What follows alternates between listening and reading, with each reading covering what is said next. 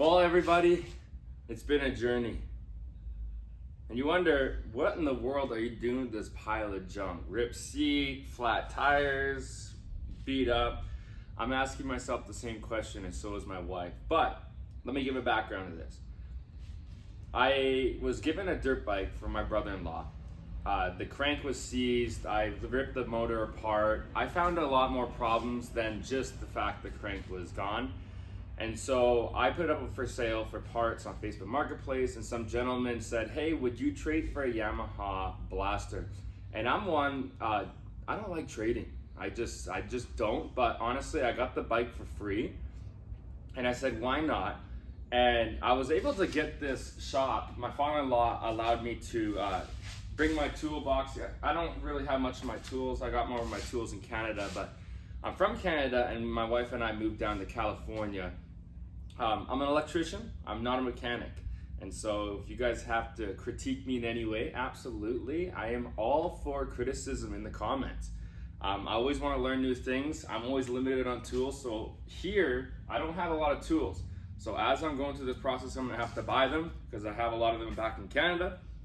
And I've always wanted to start a YouTube channel and build toys. I've owned a lot of dirt bikes. Over the years, I built many dirt. I used to flip them. I used to own like 9 at a time. My father would get frustrated that I would take the entire garage up. But now I have more space. Kind enough, my father-in-law allowed me to bring my toys in here. So I'm really excited. I want to bring you guys on this journey. My goal today is to get this thing running. Now, this guy, he told me that the coil was bad. He said it's a 1998. The coil is gone, it has no spark, and he said it needs an air box. And so I said, cool. Other than the fact, I haven't really looked at this bike or this ATV. I don't know much about it, other than the fact that I got it on Tuesday, it's a Saturday now, and it's leaking on the concrete, but I think it's just out of the kickstart, or the shifter seal. It's just leaking, so not too big of a problem. But other than that, what I want to do is try to get this ATV running.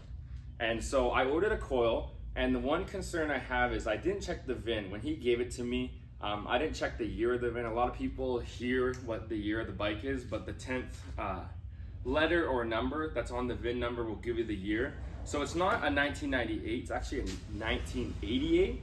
And so I looked up on some forums, and forums said that it will work, but I might have to do some butt splices or changes to the coil. And so we're gonna see if that works. But my goal today in this video is to get this thing running. And if there's more concerns or restorations that we gotta do later on, that can wait. Let's just try to get this thing running. If you guys enjoy the content, please, I've always wanted to do this my entire life, just subscribe. If you hate it by the end of the video, unsubscribe. That's completely fair. But let's have some fun. You join me. If you have any thoughts or wisdom that you can give me, please comment throughout the video. So before we get deep into fixing the ATV or anything, I want to do a walk around and just kind of see any concerns that we can just kind of point out right off the bat. First thing I noticed when I got it, it's missing the front cover here. So we're going to have to obtain that. I'm sure there's, on Facebook, there's going to be some people with parts of these. So I noticed that. I noticed also these cut wires. So I don't know what they do. I haven't worked on many ATVs, but it's just like a dirt bike motor, but I haven't worked on these structures before. Obviously we're gonna have to redo the seat cover here. I noticed the bike's leaning a ton. I didn't know if it's a bent axle at first, but we can all tell that this tire needs some love. So we're gonna probably end up putting some tires on this. These usually pop off the back here. So yeah, there it is. So it has no air box. So I made sure I ordered one of those. That's coming in the mail today. It's missing some screws here, so we'll have to dig in more. Yeah, he must have had this thing apart. So let's get this. Sorry, I'm trying to do this with one hand. Okay. It's not even connected to the carburetor. So he obviously was tinkering here. We're gonna do some work here, and let's see if this spark works. Okay, so I cracked this loose, and so what we're gonna do is we're gonna ground out this spark plug, try to kick it over and see if we get any spark. Oh, great. Okay, so we're gonna do, make sure you're never touching the metal that you're arcing, but we're gonna sit up. Let me get up onto the ATV, and we're gonna see if we can get any spark. That should be a decent connection there.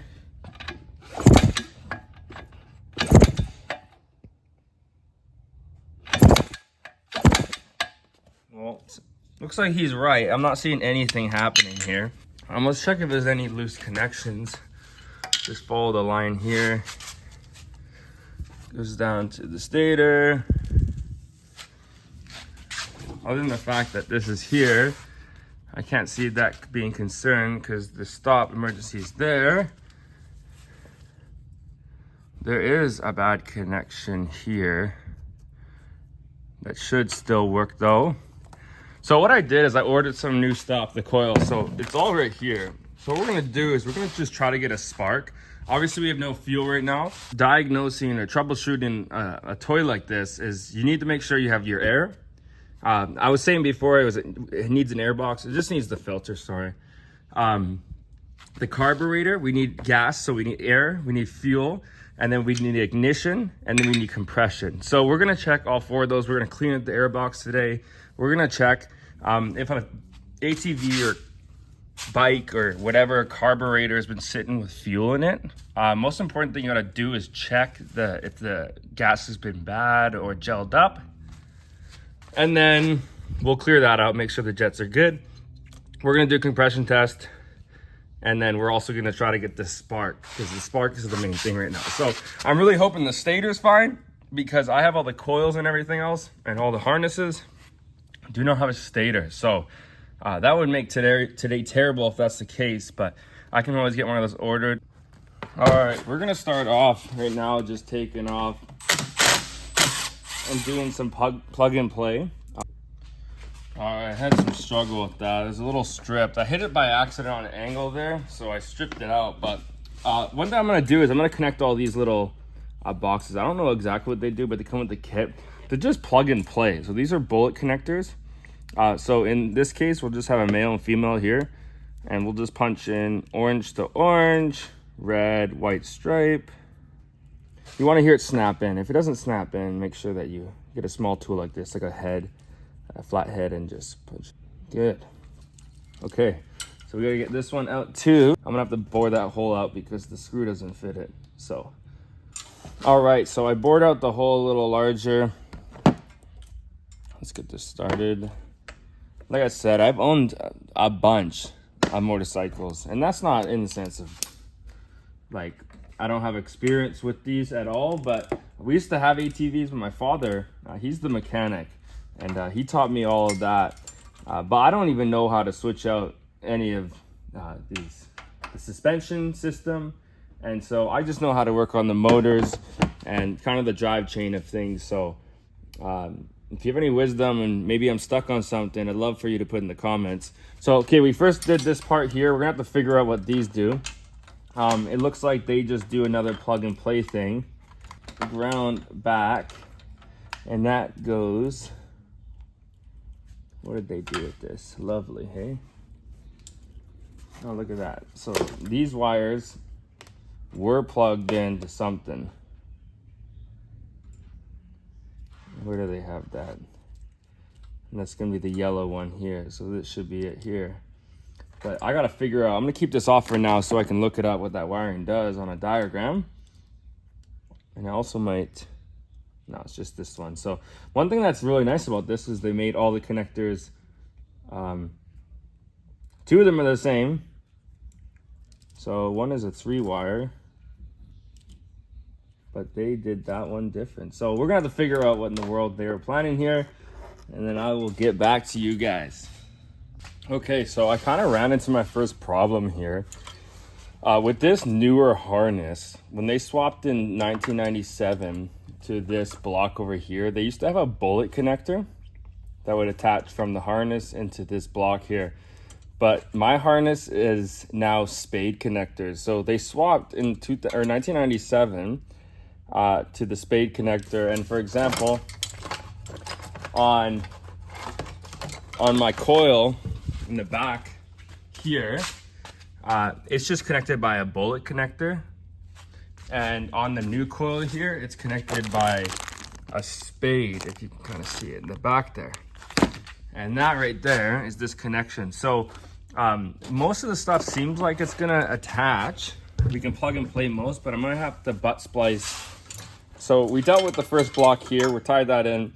We'll deal with this ground in a little bit. Back here, let's try to zoom in.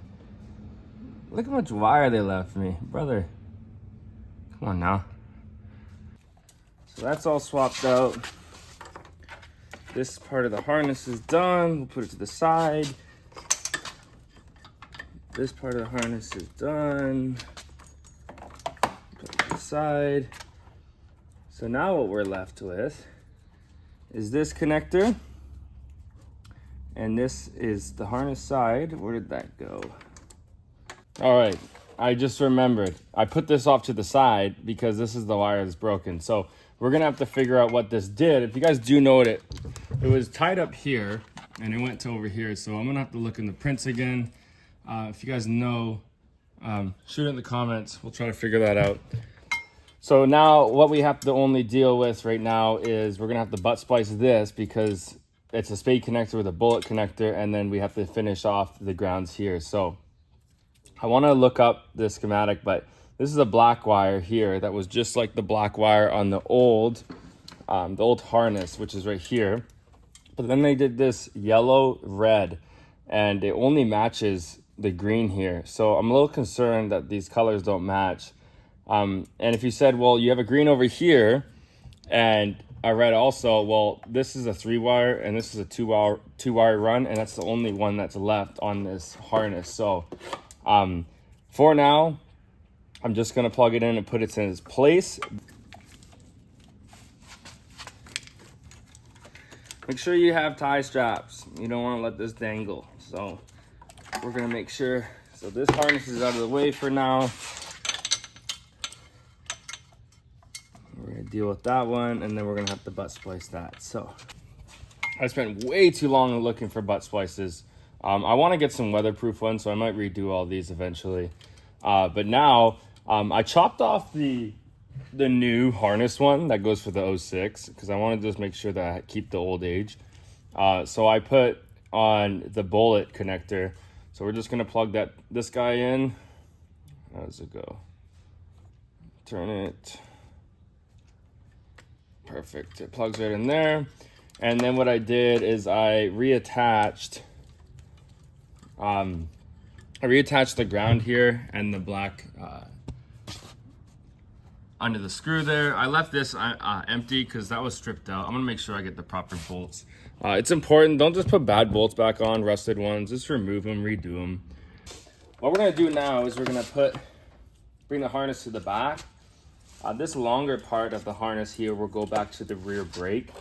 I do notice now that I say that, the rear brake light, sorry, I don't see any light back there, so that must have been removed. So look at this.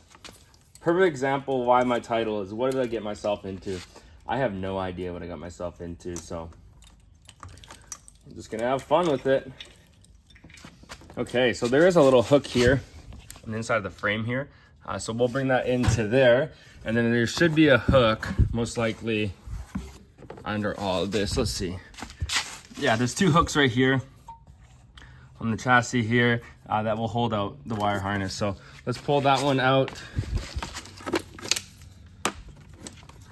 Also too, a lot of people strap down this throttle cable really tight with the harness. What I personally do is I separate them.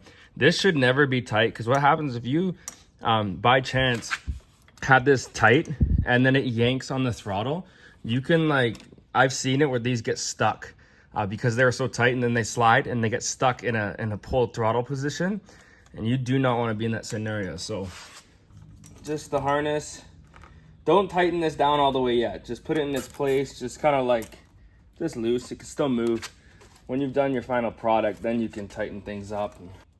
Okay. Rear brake lights. I have to come back here. What do we see before we rip it apart? We got a yellow red, which I have here, black purple, which I have here, and we have a white with red stripe. This one has a red with white stripe. That can happen with the year change. It was the perfect example over here on the front. I had the same thing. It was a black brown, but then it was brown black, so that's okay.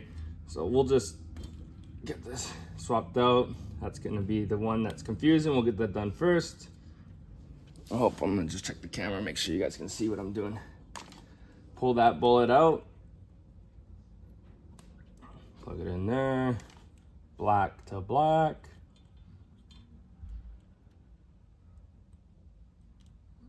Oh, this one's fighting me. Get in there. Okay, that's tight. And the last one. Okay, so that should be all connected there. Deal with the coil. This is fun, man. I'm having fun right now. Hope you guys are. And here's the thing. Oh, brother. Have some mercy on me. Okay, so they had a fork connection here. What is mine? Okay, mine's just the... I don't know what you call these actually. The fork connection, and then I don't know. I'm gonna just call it a donut. Maybe because I'm hungry right now.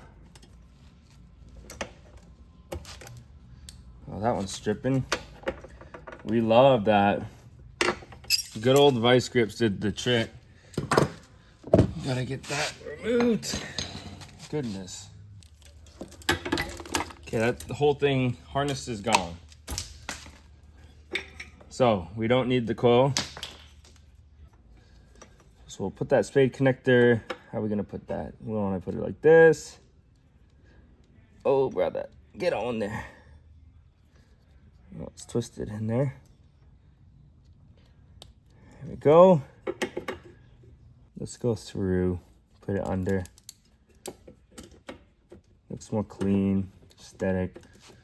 I'm gonna put this old screw in for now, not tight, just to make sure it stays in place, not turning it tight. Okay.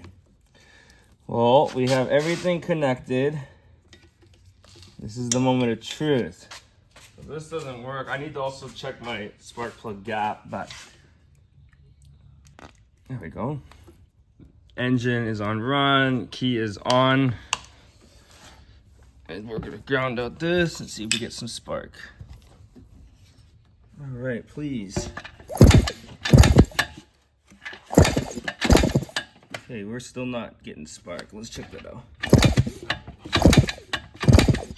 I'm not seeing anything. Okay guys, so I ran into some information. I'll pull up on the screen right now in the corner here.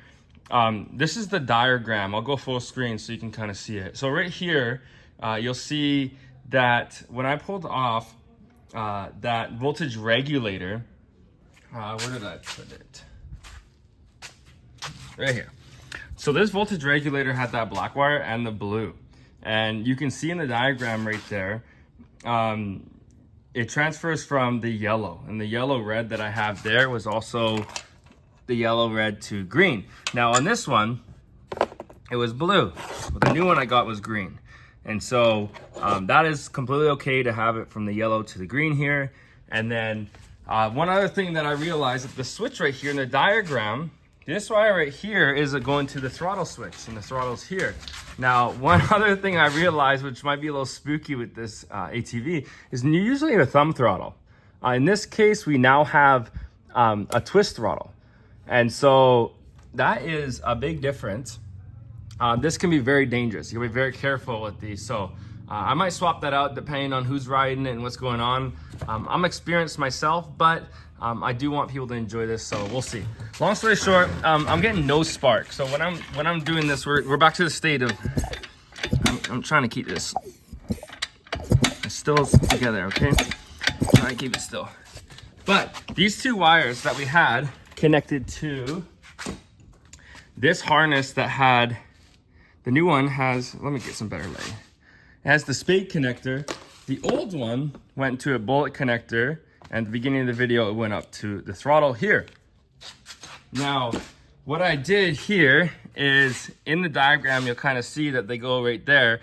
But I'm gonna tie these together because what this is doing is it's acting like a switch. And so when you have a throttle switch or whatever, this is when the switch is off, this is when the switch is on. So we're gonna act as if the switch is on. I'm not leaving it like that. This is just trying to get spark. Let's check if we get any spark now. You see that? I'm seeing something, but it's very weak. I think the next thing we're gonna have to do is check this stator. And that's not what I wanted to do. But a lot of people too, they strap all these up. You can kind of see it's spinning, right? But if you just crack it, it'll pop. Okay. Oh, don't do that to me. Okay. You'll need flywheel removers. Well, boys, I was dealing with some phone calls, got distracted, and the reason why I couldn't get this thing on before was because it's lefty tighty. And we're about to do that in here in a second. You'll see the clip of me fixing it.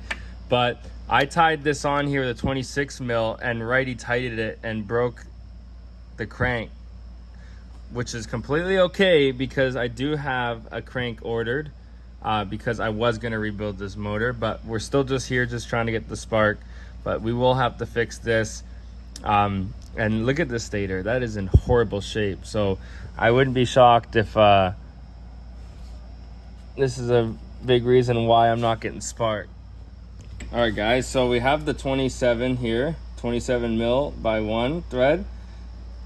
Your crank nut goes on righty tighty, but these are lefty tighty. So you want to tighten that on there. Okay.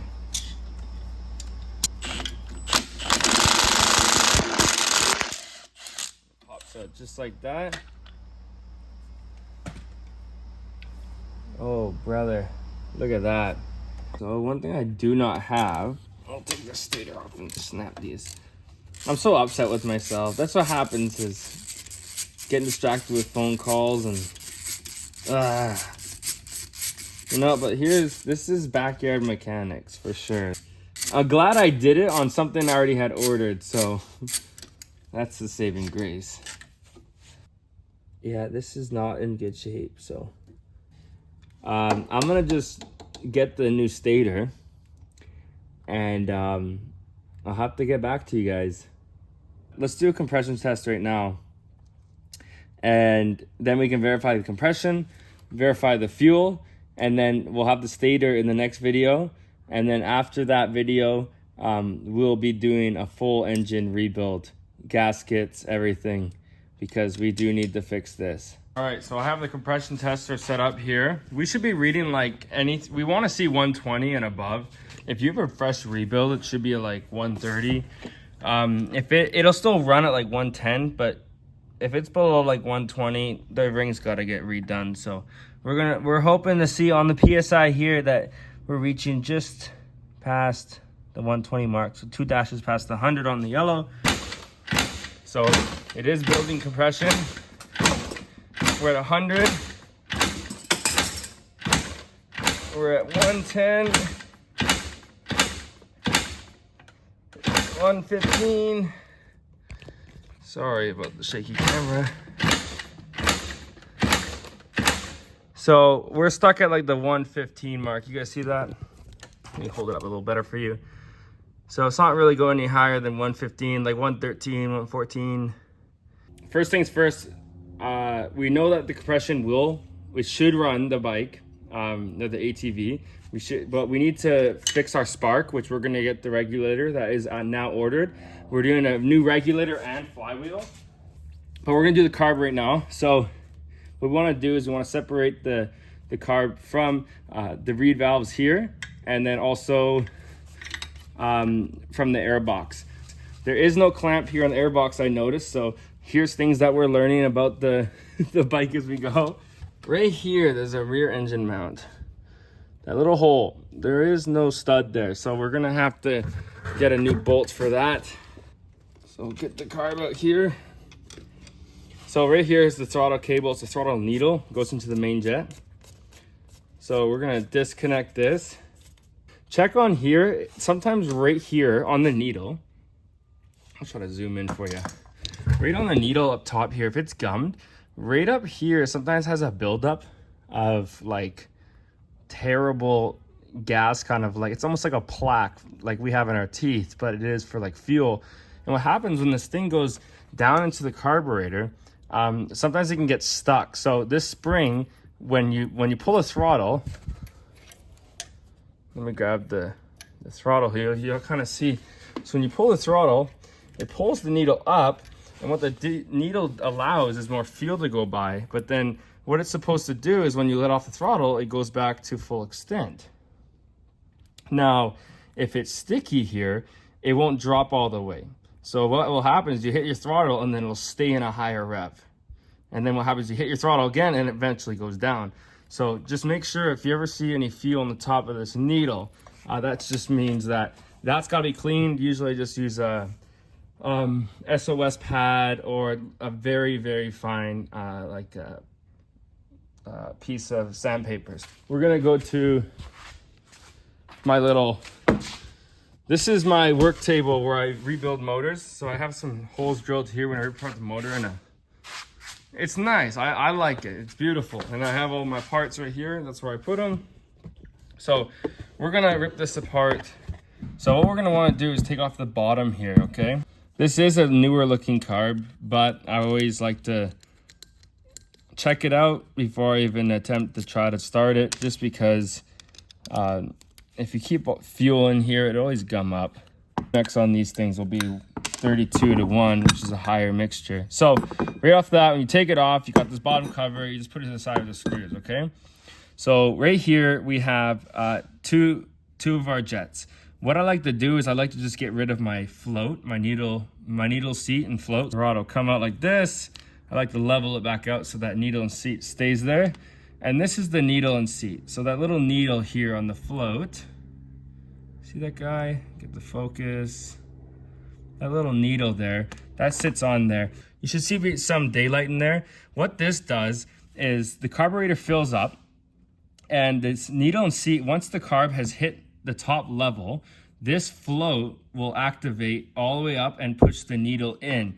And so what happens is if your bike is leaking fuel, typically this needle right here is not a good connection with the seat, blocking off fuel. And what it will do is it'll go into the overflow, and your overflow will leak out fuel, and then you're gonna have to open up the bottom here anyways. So what we're gonna do is we're gonna look at these jets. Now there's little holes in these jets. This is your main jet, and this is our smaller jet. We wanna make sure that there's no dirt inside of these.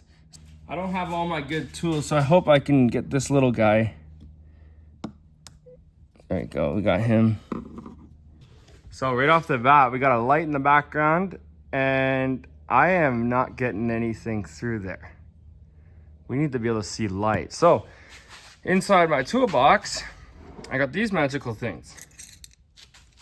So we have these little, they're like kind of like a file almost, but they come in like micro sizes.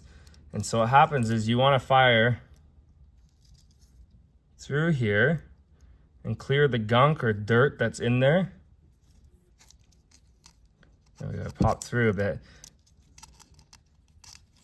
Okay.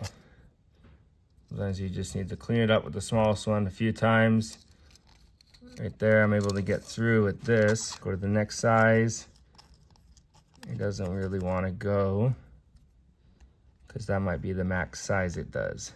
You just blow on it a little bit, and now you can see daylight through there. So right off the bat, this thing would have not ran well. And then now we're at the main jet. A lot of the main jets on most of toys and stuff, they do have a flathead device here, but we need to grab the proper socket.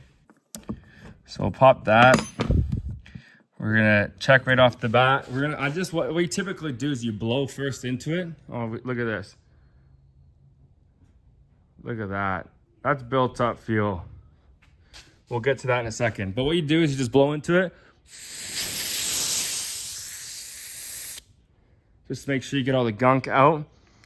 In this case, we got a clear path, but you also make sure that these little holes on the side, look at that one's closed. That one's half closed. So we got to clean this entire thing.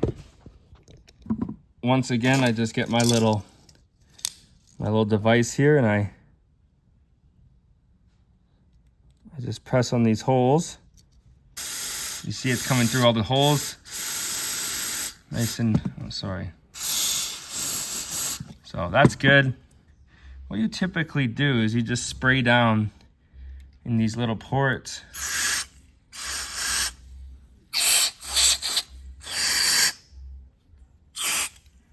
All these little ports.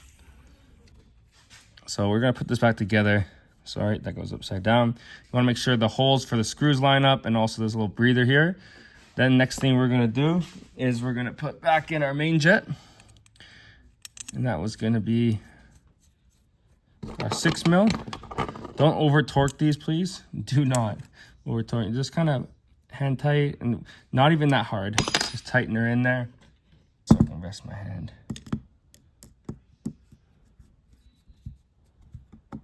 We're gonna set up this float here. So what you gotta do is, I'm gonna have to let go of this carb for a second. You're gonna grab the needle here. Make sure we clean up the end. Still a slight ring on there, but it wasn't, we'll see if it leaks, but if it does, you'd have to get a new needle. Long story short, you just put this right here on this float. You just put it on this little hook that's in here. You let it sit there. And then what you do is you grab your carb and you drop in the needle into the seat, just like that. And then you gotta line up these with the hole so you can put this little bar back in. And you just straight like that. And now your float works like this. So now this is how our system works. As the fuel fills up, the fuel level gets higher, and when it reaches here, the seat and the needle align and fuel doesn't get through anymore. Okay, so now what we're gonna do is we're gonna put this back on here. Okay, so now our carb is all set to go back into the bike.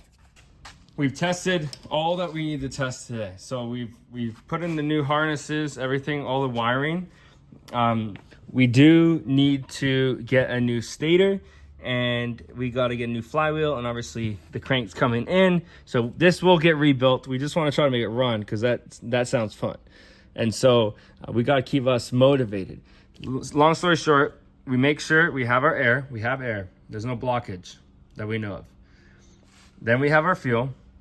Then we have our compression. It's enough to make it run. And we are just working on the ignition. So 3 out of 4 things currently work, and we're gonna need that 4th one to make it work. I hope you guys enjoyed the video. I'm really hoping to get this built. I was really hoping this time that we didn't need a stator, and we do need a stator. And so if there are more wiring problems, I can't imagine what it would be other than the fact that could be a short in the light or could be a problem in the switch, but most likely not. But we're gonna get a new stator, and then obviously the crank and everything is coming because I did want to rebuild this. This thing looks old, and so the rebuild kits are no more than like $180. So for a free ATV and for me to rebuild it, I want to go through this thing. We learned our lesson today. Don't get distracted with phone calls and then go straight back to something and not focus on it. I snapped the crank. That has to get fixed now. But you know what? You learn your lesson every single time that you get wrenching. I hope you guys enjoyed. You might lose me on the internet if you do not follow me. So if you do like this video, subscribe, and I will next week be posting another video. I do appreciate you guys. Hit that subscribe button. Please like it and share it. Peace. Bye.